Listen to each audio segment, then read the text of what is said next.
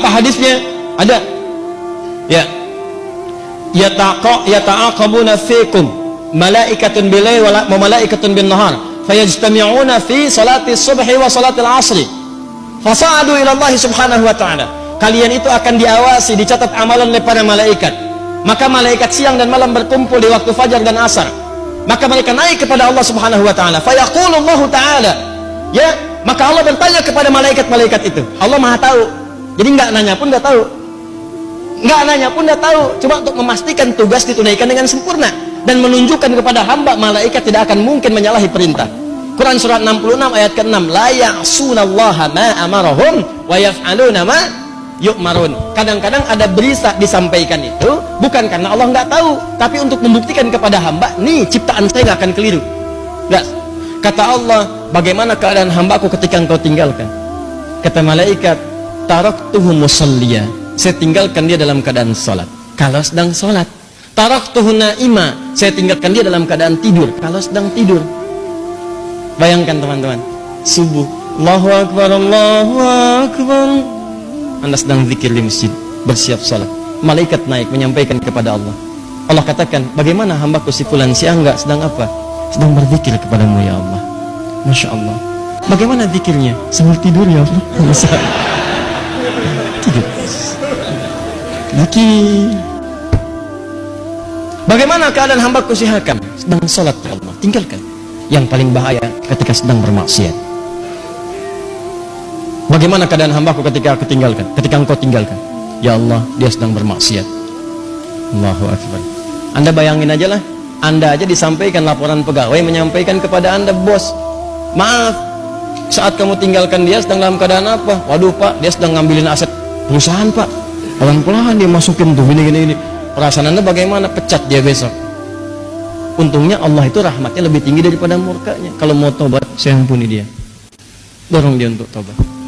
Nah itu subuh dengan asar. Kemudian yang kedua, setiap pekan. Setiap pekan itu berlangsung 2 kali, Senin dengan Kamis. Hadisnya sahih. Hadisnya sahih di hadis Muslim. Nabi SAW pernah ditanya kenapa beliau menunaikan puasa Senin dan Kamis, khususnya di hari Kamisnya. Hari Senin beliau jawab, hadza yauma waulitu. Hari Kamis, hadza yauma yurfa'u fihi al-amal wa uhibbu an turfa' amal a'mali wa ana sha'im. Dan saya senang ketika amalan saya diangkat, saya sedang puasa. Nah, pertanyaannya adalah, lihat baik-baik. Kan tadi ditinggalkan sholat, kan? Ditinggalkan sedang sholat. Kenapa Nabi memilih untuk puasa? Kenapa memilih untuk puasa? Karena saat orang sedang puasa itu ada 2 keunggulannya. Lagi-lagi.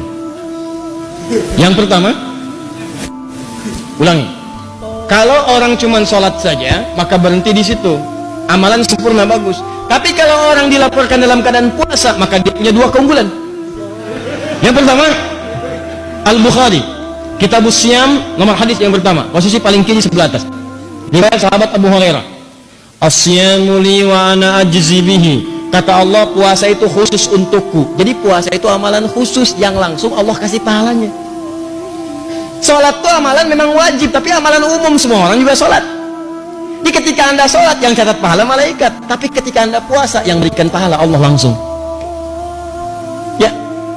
Maka ketika orang puasa, sebetulnya ketika diangkat amalannya dilaporkan kepada Allah sedang puasa, maka lebih tinggi nilainya dibandingkan orang yang standar, karena pada saat itu Allah sendiri memberikan pahalanya. 1.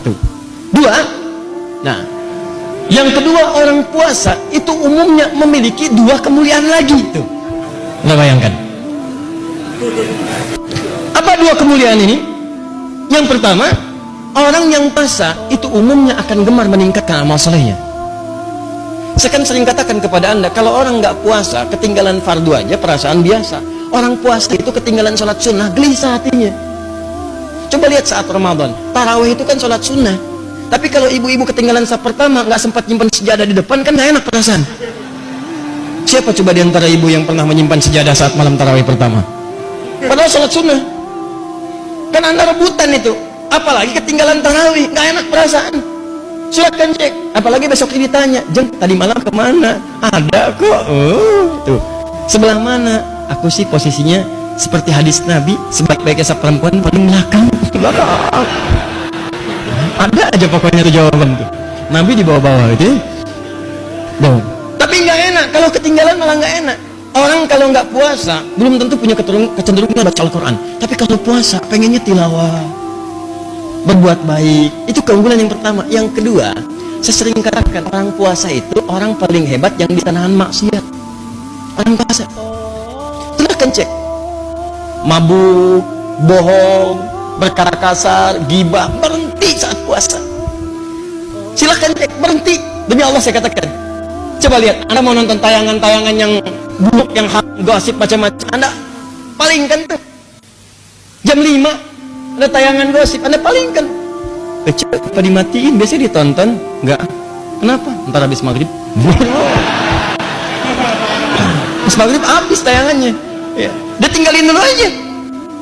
Ya. Kenapa? Nggak mau dia batal puasanya. Maka orang puasa itu kemuliaan pertamanya meningkat ibadahnya, kemuliaan keduanya maksiatnya bisa dia tekan.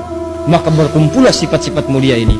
Di kalau tiap subuh dengan asar orang ini dalam keadaan sholat dia mulia, Senin dengan Kamis dia puasa dia mulia, apalagi bulan Sya'ban. Ada setahun, sebulan itu dilaporkan amalan setiap hari.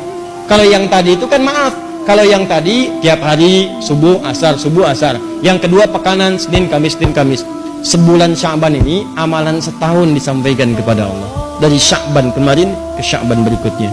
Maka kata Nabi, saya pengen begitu amal saya dilaporkan dalam keadaan yang sempurna. Bagaimana ciri sempurnanya? Saya sedang puasa, karena saat puasa itu amalan saya meningkat.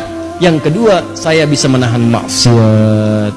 Tapi yang paling penting adalah persiapan Sya'ban itu adalah sebagai warming up, adaptasi menghadapi bulan Ramadan. Paham sampai sini?